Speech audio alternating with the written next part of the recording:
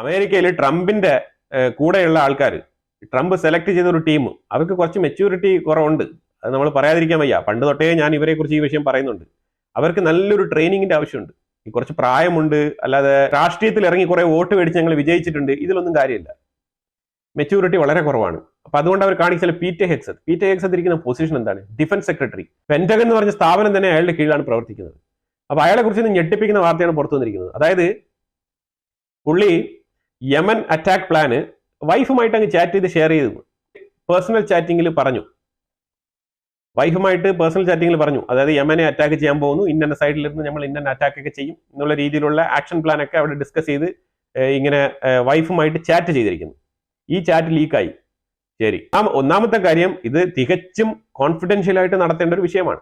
ഇപ്പൊ ഇതിനകത്ത് ഇന്റലിജൻസ് വീഴ്ചയല്ല, ഇത് സ്വമേധയാ കുടിയിൽ ചാടുന്ന ഏർപ്പാടാണ് ഈ പീറ്റർ ഹെഗ്സത്ത് ചെയ്തത്. പീറ്റർ ഹെഗ്സത്തിന്റെ വൈഫ്, ഇപ്പൊ അമേരിക്കയെ സംബന്ധിച്ചിടത്തോളം അവർ എവിടെ പോയാലും ഈ വൈഫും കുട്ടികളും കാര്യങ്ങളൊക്കെ, ഇന്ന് JD വാൻസ് ഇന്ത്യയിൽ വന്ന് ഇറങ്ങി നിങ്ങൾ കണ്ടതല്ലേ, അതേ രീതിയിലാണ്.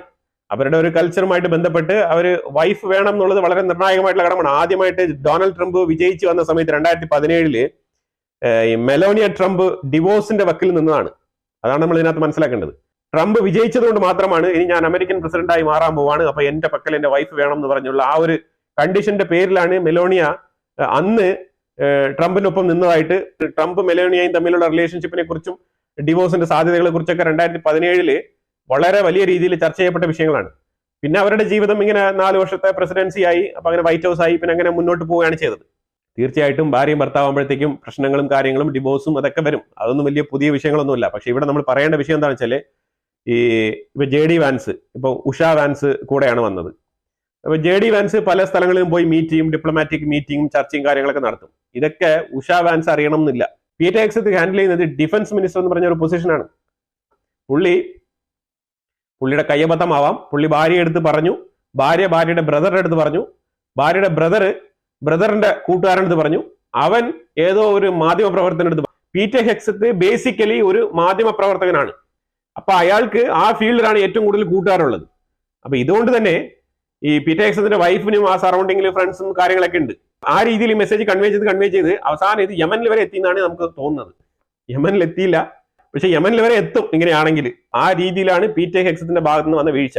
പീറ്റർ ഹെഗ്സത്ത് ഇന്നലെ 3 പേരെ ടെർമിനേറ്റ് ചെയ്തു.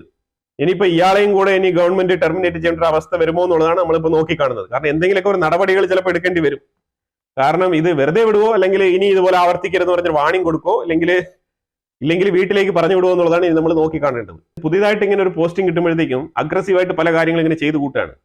ഇതൊക്കെ ഒരു ഓവർ എക്സൈറ്റ്മെന്റിൽ ചെയ്യുന്നതായിരിക്കാം, ആർക്കറിയാം. ഇതൊക്കെ നിങ്ങൾക്ക് അന്വേഷിച്ച് കണ്ടെത്തണം. എന്നിട്ട് ഇതിന്റെ പുറകിൽ ഈ വാർത്ത ലീക്ക് ചെയ്ത് കൊടുത്തതിന് എന്തെങ്കിലും കിമ്പളം എന്തെങ്കിലും കിട്ടിയിട്ടുണ്ടോ എന്നുള്ളത് നോക്കണം. കാരണം പുള്ളിക്കാരൻ ഒരു മാധ്യമ പ്രവർത്തനാണ്. അതാണ് നമ്മൾ ഇതിനകത്ത് ഏറ്റവും ഡൗട്ട്ഫുൾ ആയിട്ട് നമ്മൾ നോക്കി കാണേണ്ടത്. ട്രംപിന് മേക്ക് അമേരിക്ക ഗ്രേറ്റ് അഗെയിൻ അതേപോലെ ചിന്തയൊക്കെ ഉണ്ട്. പക്ഷെ കൂടെയുള്ള ആൾക്കാർക്ക് അത് ഉണ്ടോ എന്നുള്ളത് നമ്മൾ അറിയണമല്ലോ. കാരണം നമ്മൾ കേട്ടോണ്ടിരിക്കുന്ന വാർത്ത, ട്രംപ് ഭരണത്തിൽ വന്നത് മുതൽ ഒരുപാട് വാർത്തകൾ ഇങ്ങനെ ലീക്ക് ചെയ്യുന്നുണ്ട്. ഇതൊക്കെ ആരാണ് ചെയ്യുന്നത്, എന്താണ് സംഭവം എന്നുള്ളതൊക്കെ മനസ്സിലാക്കണമല്ലോ. അറിയാലോ, കഴിഞ്ഞ ആഴ്ച തന്നെ ഇസ്രായേലിന്റെ റെപ്രസെന്റേറ്റീവ്സ് പിന്നെ ഫ്രാൻസുമായിട്ട് ചർച്ച നടത്തിയിട്ടുണ്ടായിരുന്നു. ആ ചർച്ചയിൽ അങ്ങോട്ടും ചെറിയ തർക്കങ്ങളൊക്കെ ഉണ്ടായിട്ടുണ്ടായിരുന്നു. 27 ഫ്രഞ്ച് ലോ മേക്കേഴ്സ് എന്ന് പറഞ്ഞാൽ പൊളിറ്റീഷ്യൻസ് ആണ്. നിലവിലെ ഫ്രഞ്ച് പാർലമെന്റിലുള്ള ആൾക്കാർ, MP എന്നൊക്കെ വേണമെങ്കിൽ പറയാം, പാർലമെന്റ് മെമ്പർ ഓഫ് പാർലമെന്റ്, അതാണ് ലോ മേക്കേഴ്സ് എന്ന് വിളിക്കുന്നത്. അപ്പൊ അങ്ങനെ ഈ ഫ്രാൻസിലെ ലോ മേക്കേഴ്സ് 27 പേര് ഇസ്രായേലിലേക്ക് വിസ എടുത്ത് ഇസ്രായേൽ സന്ദർശിക്കാൻ വേണ്ടിയിട്ട് വരാനിരിക്കുന്ന ഒരു സമയത്ത് ഇസ്രായേൽ ആ 27 പേരുടെയും വിസ ക്യാൻസൽ ആക്കി കൊടുത്തു. നിങ്ങൾ ഇവിടെ വരണ്ടെന്നാണ് പറഞ്ഞിരിക്കുന്നത്. അതിന്റെ ആവശ്യമില്ല. കാരണം എന്താണ്? അവരുടെ നിലപാട് തന്നെയാണ് അതിന്റെ കാരണം. ഫ്രാൻസിന്റെ നിലപാട് ഇസ്രായേലിന് ബോധിക്കുന്നില്ല, അതുകൊണ്ട് ക്യാൻസലാക്കി. അവരുടെ വരവിന്റെ ഉദ്ദേശം എന്ന് പറഞ്ഞാൽ ഇസ്രായേലിന് വരിക എന്ന് മാത്രമല്ലല്ലോ, തീർച്ചയായിട്ടും അവരുടെ ഒരു ഗവൺമെന്റിന്റെ നിലപാട് എന്ന് പറഞ്ഞാൽ മാക്രോന്റെ നിലപാടാണ്. മാക്രോന്റെ നിലപാട് പാലസ്തീൻ ഉണ്ടാവണമെന്നാണല്ലോ. അപ്പൊ അതുകൊണ്ട് തന്നെ ഇസ്രായേൽ അവരെ അങ്ങ് എന്റർടൈൻ ചെയ്യാൻ തീരുമാനിക്കുന്നില്ല എന്നുള്ള ഒരു തീരുമാനമാണ് എടുത്തിരിക്കുന്നത്.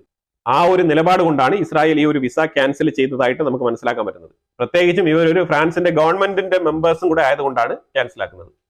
കഴിഞ്ഞ മാർച്ച് 23 ഒരു റെസ്ക്യൂ വർക്കേഴ്സിന്റെ ആംബുലൻസിന് മേളിൽ ഒരു ആക്രമണം നടത്തി. അതായത് IDF ആണ് ബൈ മിസ്റ്റേക്കൻലി അറ്റാക്ക് ചെയ്തതാണെന്നാണ് ഇപ്പം കൺഫസ് ചെയ്തിരിക്കുന്നത്.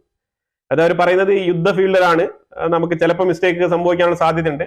ഈ റെസ്ക്യൂ വർക്കേഴ്സ് ആയിക്കോട്ടെ, ആരായാലും ശരി തന്നെ, യുദ്ധമുഖത്ത് പോകുമ്പോഴത്തേക്കും ഈ റിസ്ക് ഒക്കെ അവർ ഏറ്റെടുക്കേണ്ട സാഹചര്യം ഉണ്ടാകുന്നുള്ളതാണ്. ഈ ബോക്സിങ്ങിലൊക്കെ പോകുമ്പോഴത്തേക്കും ആൾക്കാർ എഴുതി ഒപ്പിടുമല്ലോ, ഉത്തരവാദിത്തം ഏറ്റെടുക്കുമല്ലോ ആൾക്കാർ. അതുപോലെ തന്നെ ഇപ്പൊ ഞാൻ ഇടി കൊണ്ട് മരിച്ചു എന്ന് പറഞ്ഞിട്ട് ഓപ്പോസിറ്റിൽ നിൽക്കുന്ന ആളിനെ കേസ് എടുക്കാൻ പറ്റില്ല. കാരണം ഇത് ബോക്സിംഗ് ആണ്, നമ്മൾ കൺസെന്റ് ഒപ്പിട്ട് കൊടുത്തിട്ടുണ്ട്. അതേപോലെ ആശുപത്രിയിൽ ഓപ്പറേഷൻ തിയേറ്ററിനകത്ത് കയറുമ്പോൾ കൺസെന്റ് ഒപ്പിട്ട് കൊടുക്കും. അഥവാ അവിടെ ആള് തട്ടിപ്പോയാലും ഡോക്ടറിനെ ഒന്നും ചെയ്യാൻ കഴിയില്ല. അതുപോലെ തന്നെയാണ് യുദ്ധമുഖത്ത് പോകുമ്പോഴത്തേക്കും അവിടെ നിങ്ങൾ റെസ്ക്യൂ വർക്കറാണ്, ഞാൻ സോഷ്യൽ വർക്കറാണെന്ന് പറഞ്ഞിട്ട് കാര്യമില്ല. ഏതെങ്കിലും ഒരു സസ്പെക്ട് ഉണ്ടെന്ന് അറിഞ്ഞു കഴിഞ്ഞാൽ ടാർഗറ്റ് ചെയ്യപ്പെടും. അപ്പൊ അങ്ങനെ ടാർഗറ്റ് ചെയ്തതിൽ ഒരു 10-15 പേർ കൊല്ലപ്പെട്ടിട്ടുണ്ട്. അത് ഇസ്രായേൽ ഇപ്പൊ അക്സെപ്റ്റ് ചെയ്തിരിക്കുകയാണ്. ശരിയാണ്, അതൊരു മിസ്റ്റേക്ക് പറ്റിയതാണെന്നാണ് ഇസ്രായേൽ പറഞ്ഞിരിക്കുന്നത്. ഹമാസ് ഒരു 30,000 പേരെ ഹയർ ചെയ്ത്, എല്ലാം യങ്സ്റ്റേഴ്സ് ആണ്, യുവാക്കളാണ്. അവർക്ക് ബേസിക്കലി 2 തരത്തിലുള്ള ട്രെയിനിങ് മാത്രമേ കൊടുത്തിട്ടുള്ളൂ, വേറെ രീതിയിലുള്ള ട്രെയിനിങ് ഒന്നും കൊടുത്തിട്ടില്ല. ഈ ഒളിപ്പോർ നടത്താനുള്ള ട്രെയിനിങ് ആണ് മെയിൻ ആയിട്ട് അവർക്ക് കൊടുത്തിരിക്കുന്നത്. അപ്പൊ അതുകൊണ്ട് തന്നെ ഇതിനകത്ത് 2 വിഷയങ്ങളാണ്. ഞാൻ ഇതിനെ നോക്കിക്കാണുന്നത് വേറൊരു തരത്തിലാണ്. കാരണം ഇസ്രായേലിന് ഇതിനകത്ത് ഒരു അഡ്വാൻറ്റേജ് ഉണ്ട്. അവർ 30,000 പേരെ ഹയർ ചെയ്തെന്ന് പറഞ്ഞു കഴിഞ്ഞാൽ ഇസ്രായേലിനുള്ള അഡ്വാൻറ്റേജ് എന്ന് പറഞ്ഞാൽ ഒരു 30,000 പേരെ അധികം കൊല്ലാനുള്ള ലൈസൻസ് ആയി. ആർക്ക്? ഇസ്രായേലിന്. ഇനി കുറച്ച് തലങ്ങും ബോംബിട്ടിട്ട് ഇത് അവർ പുതുതായിട്ട് ഹയർ ചെയ്ത് 30,000 പേരാണെന്ന് പറഞ്ഞാലും ഒന്നും ചെയ്യാനില്ല ഇനി. കാരണം ഇനി പൊതുജനങ്ങളാണ്, സിവിലിയൻ ആണെന്ന് പറഞ്ഞിട്ട് കാര്യമില്ല. കാരണം ഇസ്രായേൽ ഒരുപാട് ഓപ്ഷൻസ്, അവർ ഗാസയ്ക്കുള്ളിലുള്ള പൊതുജനങ്ങൾക്ക് പുറത്തു പോകാൻ ഒരുപാട് കോറിഡോർ ഫെസിലിറ്റി റെഡിയാക്കി വെച്ചിട്ടുണ്ട്. ആ ഗാസയിൽ തന്നെ 5, 6, 7, 8 വഴികളുണ്ട് പുറത്തോട്ട് പോകാൻ. അതൊക്കെ ഓപ്പൺ ആണ്, അവർക്ക് വേണമെങ്കിൽ പുറത്തു പോവാം. ഇല്ല ഞാൻ അകത്ത് നിൽക്കാമെന്ന് പറഞ്ഞു കഴിഞ്ഞാൽ പിന്നെ ഈ 30,000 ഹയർ ചെയ്തതിന്റെ കൂടെ ഇവരെയും കൂടെ അങ്ങ് എഴുതി ചേർക്കും. അതാണ് ഇനി സംഭവിക്കാൻ പോകുന്നത്. അമേരിക്ക ഒരു 100 ചില്ലുവാനം ആൾക്കാരെ വെനിസുല ഇല്ലീഗൽ എമിഗ്രന്റ് വെനിസുലയ്ക്ക് തിരിച്ചയക്കുന്നു എന്ന് പറഞ്ഞപ്പോഴത്തേക്കും വെനിസുലയിലെ പ്രസിഡന്റ് അതിനെ അക്സെപ്റ്റ് ചെയ്തില്ല. ഇല്ല ഞങ്ങൾക്ക് അതൊന്നും പറ്റത്തില്ല എന്ന് പറഞ്ഞു. അങ്ങനെ പറഞ്ഞപ്പോഴത്തേക്കും എൽ സാൽവഡോർ, അതായത് വെനിസുലയുടെ തൊട്ടടുത്ത് കിടക്കുന്ന എൽ സാൽവഡോർ പറഞ്ഞു നിങ്ങൾ നമുക്ക് തന്നേക്കൂ, അതായിരിക്കും നല്ലത്, ഞങ്ങൾ അതിനെ ഏറ്റെടുത്തോളാം എന്ന് പറഞ്ഞിട്ട് വളരെ സന്മനസ്സോടുകൂടി കിൽമർ അമേരിക്കയിൽ കിൽമർ വൈറ്റ് ഹൗസ് വിസിറ്റ് ചെയ്യും, ട്രംപിനെ കണ്ട് സംസാരിക്കും, കാര്യങ്ങളൊക്കെ ചെയ്തതാണ്. എന്നിട്ട് നേരെ ഈ ഒരു 100 ചില്ലുവാനം ആൾക്കാരെയും നിങ്ങൾ എൽ സാൽവഡോറിലേക്ക് അയക്കൂ എന്ന് പറഞ്ഞു. അമേരിക്കയ്ക്ക് ഇവരെ എങ്ങനെയും ഒഴിവാക്കിയാൽ മതി. അപ്പൊ അമേരിക്ക എന്ത് ചെയ്ത് പെട്ടെന്ന് തന്നെ ഡോക്യുമെന്റും കാര്യങ്ങളൊക്കെ റെഡിയാക്കി എൽ സാൽവഡോറുമായിട്ട് എഗ്രിമെന്റ് ഒക്കെ തയ്യാറാക്കി ഈ 100 ചില്ലുവാനം ആൾക്കാരെയും എൽ സാൽവഡോറിലേക്ക് കയറ്റി അയച്ചു. ഇപ്പൊ അവരെല്ലാം തന്നെ എൽ സാൽവഡോറിന്റെ ജയിലിലാണുള്ളത്. ഇപ്പൊ ഈ ജയിലിലുള്ള ഈ വെനിസുലൻ ആൾക്കാരെ വെച്ചുകൊണ്ട് എൽ സാൽവഡോറിലെ കിൽമർ വെനിസുലയുമായിട്ട് ഇപ്പൊ ബാർഗെയിൻ ചെയ്യാണ്. എന്താണ് സംഭവം? അതായത് എൽ സാൽവഡോറിന്റെ കുറച്ച് ലോ മേക്കേഴ്സ്, കുറച്ച് പൊളിറ്റീഷ്യൻസ്, ഇവരൊക്കെ നിങ്ങൾ ജയിലിലാക്കി വെച്ചിട്ടുണ്ട്. അവരെയൊക്കെ ഒന്ന് റിലീസ് ചെയ്ത് കഴിഞ്ഞാൽ നമുക്ക് ഈ പ്രിസണേഴ്സിനെ വെച്ചുകൊണ്ട് ഒരു എക്സ്ചേഞ്ച് ആയാലോ എന്നാണ് ചോദിച്ചിരിക്കുന്നത് കിൽമറിന്റെ ബുദ്ധി ഒന്ന് ആലോചിച്ചു. അത് ലോകത്ത് എമ്മാതിരിപ്പെട്ട ആൾക്കാരൊക്കെ ഉണ്ടെന്നാണ് നമ്മൾ ഇതുകൊണ്ട് മനസ്സിലാക്കേണ്ടത്. ഇതൊക്കെ വളരെ ഭീകരമായ ഡിപ്ലോമസിയാണ്. ഇതുപോലത്തെ ഡിപ്ലോമസിയൊക്കെ നമുക്ക് ലൈഫിൽ 1-2 തവണയൊക്കെ കാണാൻ കഴിയുള്ളൂ. അതുപോലത്തെ സ്വർണ്ണ അവസരമാണിത്. ഇവിടെ നിന്ന് മനുഷ്യന്മാരെ കടത്തി ഇങ്ങോട്ട് കൊണ്ടുവരിക, എന്നിട്ട് ഇവിടെ നിന്ന് ബാർഗെയിൻ ചെയ്യുക. കിൽമർ പറയുന്നത് ഈ അമേരിക്കയിൽ നിന്ന് കിട്ടിയ ഈ ഒരു എമിഗ്രന്റിനെ വെച്ചുകൊണ്ട് ഇവരൊക്കെ ഇനി ഫോൺ ഫെസിലിറ്റി കൊടുക്കും. ഫോൺ ഫെസിലിറ്റി കൊടുത്തിട്ട് ഇവരെ കൊണ്ട് വെനിസുലയിലെ ഉള്ളിൽ ഉള്ള ഇവരുടെ ഫാമിലി മെമ്പേഴ്സുമായിട്ട് കമ്മ്യൂണിക്കേറ്റ് ചെയ്യിപ്പിക്കും. ഉള്ളില് പൊളിറ്റിക്കൽ പാർട്ടിയുടെ ഇൻഫ്ലുവൻസ് ഉള്ള ആൾക്കാർ, ഓപ്പോസിറ്റ് പാർട്ടിയുമായിട്ട് ബന്ധപ്പെട്ട ആൾക്കാരൊക്കെ ഇനി നിലവിലെയുള്ള വെനിസുല ഗവൺമെന്റിന് പ്രഷർ കൊടുക്കും. പ്രഷർ കൊടുത്തിട്ട് ഈ ഒരു ഡീൽ എങ്ങനെയും നടപ്പിലാക്കും. ഇതാണ് ഇപ്പോൾ അവിടെ നടന്നുകൊണ്ടിരിക്കുന്ന ഒരു പൊളിറ്റിക്സ്. ഇത് വെനിസുലയും എൽ സാൽവഡോറും തമ്മിൽ നടന്നുകൊണ്ടിരിക്കുന്ന ഒരു വിഷയമാണ്. ഇതും ട്രംപിന്റെ ഏലിയൻ ആക്ട് നടപ്പിലാക്കിയതിന്റെ ഭാഗമായിട്ട് ഉരുത്തിരിഞ്ഞു വന്ന പുതിയ ഒരു ഡിപ്ലോമാറ്റിക് ക്രൈസിസ് ആണ് ഇപ്പം എൽ സാൽവഡോറും വെനിസുലയും തമ്മിൽ ഡീൽ ചെയ്യുന്നത്. ട്രംപിന് ശരിക്കും പറഞ്ഞാൽ ഈ ഒരു മേക്ക് അമേരിക്ക ഗ്രേറ്റ് അഗൈൻ നല്ലതാണ്, ആ ഒരു ചിന്ത മാത്രമേ ഉള്ളൂ. ആ ചിന്ത ശരിക്കും പറഞ്ഞാൽ വളരെ ഡീപ്പ് റൂട്ടിലുണ്ട് ട്രംപിന്. അതുകൊണ്ട് ട്രംപ് ശരിക്കും പറഞ്ഞാൽ അമേരിക്കയ്ക്ക് എന്തെങ്കിലും നല്ലത് കിട്ടുമെന്ന് പറഞ്ഞ് ഒറ്റ സ്റ്റാൻസിൽ ഒരു സെന്റൻസ് കിട്ടിക്കഴിഞ്ഞാൽ, ഒരു ഉപദേശം കിട്ടിക്കഴിഞ്ഞാൽ അതങ്ങ് നടപ്പിലാക്കാൻ നിൽക്കുകയാണ്. അതാണ് അമേരിക്കയിൽ ശരിക്കും ട്രംപിന് വരുന്ന അബദ്ധം. കാരണം അതിന്റെ വരും വരായികളെ കുറിച്ച് വൈസ് ആയിട്ട് എടുത്തു പറയാൻ ട്രംപിന്റെ അഡ്വൈസിങ് ടീമിൽ ആളില്ല. ട്രംപിന് ശരിയാണ്, ട്രംപിന് നല്ല പ്രായമുണ്ട്, പക്വതയുണ്ട്, എല്ലാം ഓക്കെയാണ്, ആൾ ബിസിനസ് മാൻ ആണ്, സംഭവം റെഡിയാണ്. പക്ഷെ അത് ബിസിനസ് മാൻ എന്ന് പറഞ്ഞാൽ റിയൽ എസ്റ്റേറ്റ് എന്ന് പറഞ്ഞാൽ അറിയാലോ, ബാർഗെയിനിങ് ആണ് റിയൽ എസ്റ്റേറ്റ് ഏറ്റവും കൂടുതൽ ഇമ്പോർട്ടന്റ് ആയിട്ട് മനസ്സിലാക്കേണ്ടത്. അതിനെ നമ്മൾ ഇപ്പൊ മോഡേൺ ഏജിൽ നെഗോഷിയേഷൻ സ്കിൽ എന്ന് പറയും. അതായത് നെഗോഷിയേഷൻ സ്കില്ലിന് വേണ്ടിയിട്ട് പ്രത്യേക കോഴ്സ് ഉണ്ട്, അതിന് പ്രത്യേക ട്രെയിനിങ് ഉണ്ട്. ഇപ്പൊ അതിനൊക്കെ ട്രെയിനിങ് ഉണ്ട്. ഇതൊക്കെ സ്കില്ല് ട്രെയിനിങ് ഒക്കെ ഇപ്പൊ കൊടുക്കുകയാണ്. അപ്പൊ എല്ലാം തന്നെ ഇപ്പം മാർക്കറ്റിംഗ് ആണല്ലോ. അപ്പൊ റിയൽ എസ്റ്റേറ്റ് മേഖലയിൽ ഏറ്റവും കൂടുതൽ നെഗോസിയേഷനും ബാർഗൈനിങ്ങുമാണ്. അതിൽ ട്രംപ് നല്ല വിദഗ്ധനായിരിക്കും. അതിനുപരി അത് വെച്ചോണ്ട് നമുക്ക് എല്ലാത്തിലും ട്രംപ് ഓക്കെ ആണെന്ന് നമുക്ക് പറയാൻ കഴിയില്ല. അതാണ് മനസ്സിലാക്കേണ്ടത്. ട്രംപ് വ്യക്തി അതുകൊണ്ട് ട്രംപിന്റെ നയങ്ങൾ എല്ലാം തന്നെ ഓക്കെ ആണെന്ന് നമുക്ക് ഒരിക്കലും ശരിവെച്ച് പോകാൻ പറ്റത്തില്ല. കാരണം ട്രംപ് നടപ്പിലാക്കുന്ന നയങ്ങൾ ഏത് രീതിയിലാണ് ആ രാജ്യത്തിലെ പോസിറ്റീവും നെഗറ്റീവും ആയിട്ടുള്ള ഒരു ഇംപ്ലിക്കേഷൻസ് ഉണ്ടാക്കുന്നത്, അതിനനുസരിച്ചാണ് നമുക്ക് അതിന്റെ റിസൾട്ട് മനസ്സിലാക്കിക്കൊണ്ടാണ് ട്രംപിന്റെ നയങ്ങളെ വിലയിരുത്താൻ പറ്റുക. അല്ല നമുക്ക് ട്രംപ് ഒരു പോളിസി ഇംപ്ലിമെന്റ് ചെയ്ത ഉടനെ നമ്മൾ കുറച്ച് ആൾക്കാർ അതിനെ അങ്ങ് ഭയങ്കരമായിട്ട് എക്സാജറേറ്റ് ചെയ്ത് അതിങ്ങനെ സംഭവിക്കും, അങ്ങനെ സംഭവിക്കും, അമേരിക്ക ഇങ്ങനെയാവും, അതിങ്ങനെ. അപ്പൊ അതുകൊണ്ട് തന്നെ ട്രംപിന് ഇങ്ങനത്തെ കുറച്ച് അബദ്ധങ്ങളൊക്കെ ഇപ്പൊ പറ്റുന്നു. അതുകൊണ്ട് തന്നെയാണ് ഇപ്പൊ ചൈനയൊക്കെ വിളിച്ച് നെഗോഷിയേറ്റ് ചെയ്യേണ്ട ഒരു അവസ്ഥയിൽ എത്തിപ്പെടുന്നത്. കാരണം അല്ലാതെ അമേരിക്കയ്ക്കുള്ളിൽ ഇലക്ട്രോണിക് മാനുഫാക്ചറിംഗ് കമ്പനികളൊക്കെ പൂട്ടിക്കെട്ടേണ്ടി വരും. അതാണ് ഇതിന്റെ അവസ്ഥ.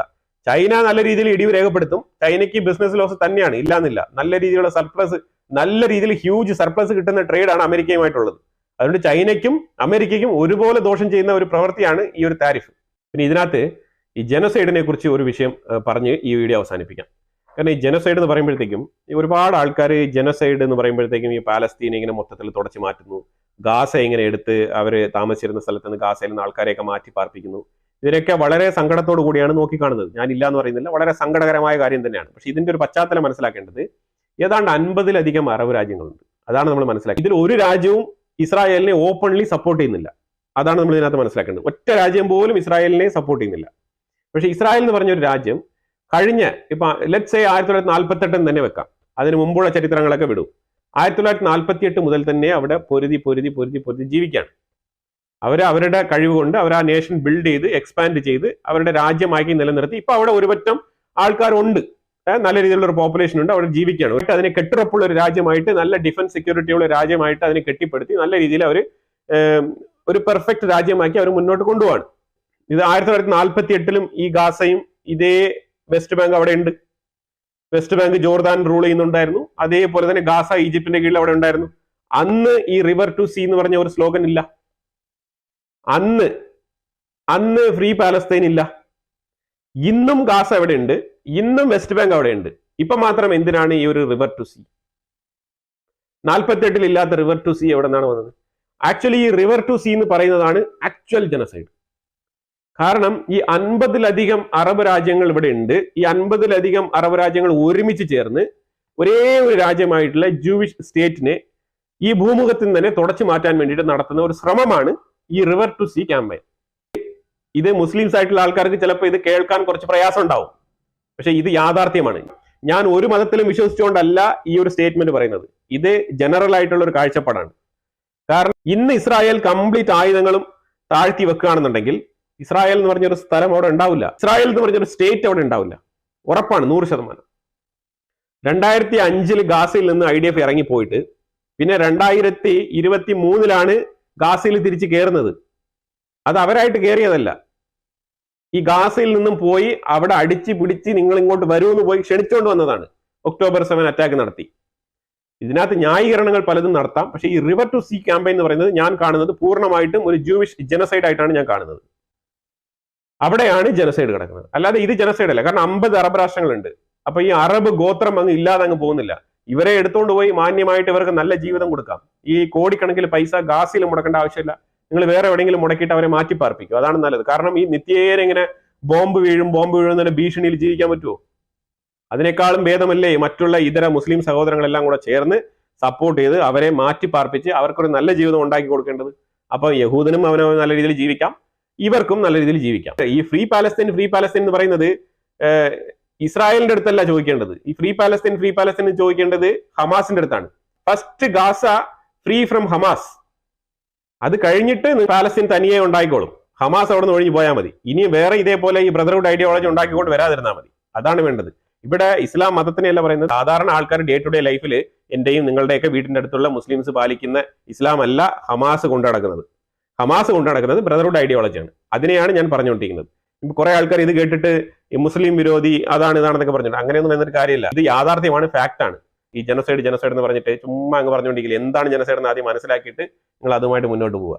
അല്ലെങ്കിൽ അണ്ടർസ്റ്റാൻഡിംഗ് ഇല്ലാതെ ജനസൈഡ് എന്ന് പറഞ്ഞു കഴിഞ്ഞാൽ ഇസ്രായേൽ നടത്തുന്നത് ജനസൈഡ് അല്ല, അവർ ചെറുത്ത് നിൽപ്പാണ്.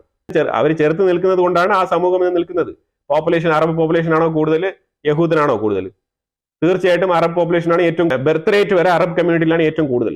ബർത്ത് റേറ്റ് ഇസ്രായേലിന്റെ ഉള്ളിൽ കമ്പാരിറ്റീവ്ലി 50% കുറവാണ് അറബ്സിനെ ഗാസയെ കമ്പയർ ചെയ്ത് നോക്കിക്കഴിഞ്ഞാൽ ഗാസയിൽ ബർത്ത് റേറ്റ് 5 ആണ്. അതായത് ഇസ്രായേലിന്റെ ഉള്ളിൽ ബർത്ത് റേറ്റ് 2.5 ആണ്. 50% കുറവാണ്. കൂടുതൽ വിഷയങ്ങളുമായിട്ട് അടുത്ത വീഡിയോയിൽ വരാം. Thank you so much.